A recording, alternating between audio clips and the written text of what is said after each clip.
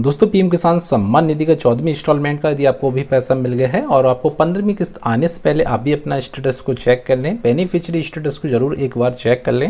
यदि आपको beneficiary status में किसी प्रकार की त्रुटि पाई जाती है तो आपको पीएम किसान सम्मान निधि का लाभ नहीं मिलेगा। दोस्तों जो भी किसान भाई अपना स्टेटस चेक कर रहे हैं तो स्टेटस में उन्हें एलिजिबिलिटी स्टेटस में अनेक प्रकार के उनके एरर देखने को मिलते हैं। अब दोस्तों हमने एक किसान भाई का यहाँ से स्टेटस को लॉगिन कर लिया है। इनका 14वीं इंस्टॉलमेंट का पैसा यहाँ से डन लिख के आ रहा है, 14वीं इंस्टॉलमेंट पेमेंट डन लिख के आ रही है और यहाँ एप टू प्रोसेस भी यस लिख के आ रहा है।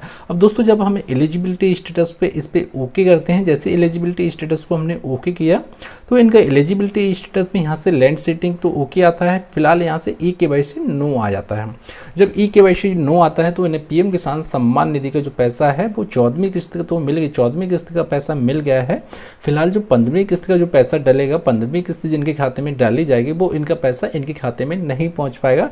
इसलिए आप भी अपने स्टेटस चेक कर लें, बेनिफिशियरी स्टेटस को चेक कर लें कि आपको 14वीं किस्त का पैसा मिल गया है कि हमारा 15वीं किस्त का पैसा मिलेगा या नहीं मिलेगा, या हमारा एलिजिबिलिटी स्टेटस में किसी प्रकार की त्रुटि होती है तो आपको पीएम किसान सम्मान निधि का जो पैसा होता है वो आपके खाते तक नहीं पहुंच पाएगा। आप दोस्तों जब भी आप अपना फॉर्म को लॉगिन करें, लॉगिन करने के बाद में आप एलिजिबिलिटी स्टेटस को एक बार जरूर चेक करें। एलिजिबिलिटी स्टेटस में जैसे ही दोस्तों आप जाएंगे वैसे आपको आधार कार्ड सेटिंग यस होना चाहिए, लैंड सेटिंग यस होना चाहिए, ई केवाईसी यस होना चाहिए। यदि दोस्तों यह तीनों चीज़ें कंप्लीट हैं तभी आपको पीएम किसान सम्मान निधि का जो 15वीं किस्त जिनके खाते में पैसा है वो आपके खाते में भेजा जाएगा। क्योंकि जो 14वीं किस्त का पैसा था वो ई केवाईसी नो था तब भी आपके खाते में पहुंच गया। क्योंकि दोस्तों आप देख सकते हैं कि ई केवाईसी नो आ रहा है, स्टेटस नो आ रहा है, फिर भी एक किसान भाई के यहाँ से 14वीं इंस्टॉलमेंट पेमेंट डन आ रहा है और उनका ई केवाईसी नो आ रहा है और पेमेंट जो प्रोसीड है वो यस हो गया है। यहाँ से यस इनका एप टू प्रोसीड यस है और इन्हें पीएम किसान सम्मान निधि का जो पैसा है वो मिलता रहा है।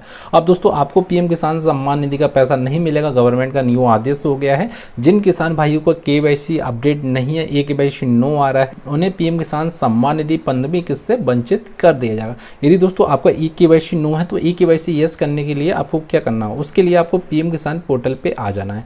पीएम किसान पोर्टल के जरिए हम यहाँ से अपना ई केवाईसी खुद से ही कर सकते हैं। उसके लिए आपको आ जाना है। आने के बाद में आपको यहाँ से देख लेना है, ई केवाईसी यहाँ से ओके कर लेना है। ई केवाईसी जैसे आप इस पे ओके करेंगे, क्लिक करेंगे और क्लिक करने के बाद में आपको यहाँ से मिलेगा ओटीपी बेस ई केवाईसी दोस्तों, ठीक है। अब ओटीपी बेस ई केवाईसी होता क्या है दोस्तों, अब दोस्तों जो आधार कार्ड पे मोबाइल नंबर लिंक होता है, आधार कार्ड पे मोबाइल नंबर लगा होता है, उसे ओटीपी बेस्ड ई केवाईसी कहते हैं। दोस्तों जैसे ही आप यहाँ आधार कार्ड नंबर डालेंगे, सर्च पे ओके करेंगे, सर्च पे ओके करने के बाद में जो आपका मोबाइल नंबर लगा हुआ आधार कार्ड पे लिंक होगा उस नंबर पे आपका वन टाइम पासवर्ड जाएगा, ओटीपी जाएगी। वो ओटीपी आपको यहाँ से दर्ज कर देना है। ओटीपी दर्ज करने के बाद में जैसे आप सबमिट पे दर्ज करेंगे वैसे ही आपका सक्सेसफुली का यहाँ से मैसेज आएगा, ई केवाईसी सक्सेसफुली सबमिटेड लिख के आ जाएगा। यदि आपका ई केवाईसी सक्सेसफुली सबमिटेड लिख के आ जाता है तो आपका ई केवाईसी कंप्लीटेड हो गई है। यदि दोस्तों आपका e KYC no record fund आता है, किसी किसान भाई का e KYC no record fund आता है और उनका ई केवाईसी कंप्लीटेड नहीं हो पाता है, उन्होंने 2-3 बार कोशिश की फिर भी उनका e KYC record note fund आता है, उनके लिए दोस्तों वो अपना आधार कार्ड में सत्यापन करा चुके हैं। जैसे आपने किसी प्रकार का आधार कार्ड में किसी प्रकार का संशोधन किया है, आपका नाम चेंज कराया है या आपने एड्रेस चेंज कराया है या आपने किसी प्रकार का भी अपडेट कराया है, उस कारण आपका जो ई केवाईसी होता है करते समय आपका फेल्ड हो जाता है, ट्राई अगेन लिख के आती है। उस बीच अपना जो फॉर्म को ठीक कराने के लिए आपने जो ब्लॉक होता है ब्लॉक में जा सकते हैं।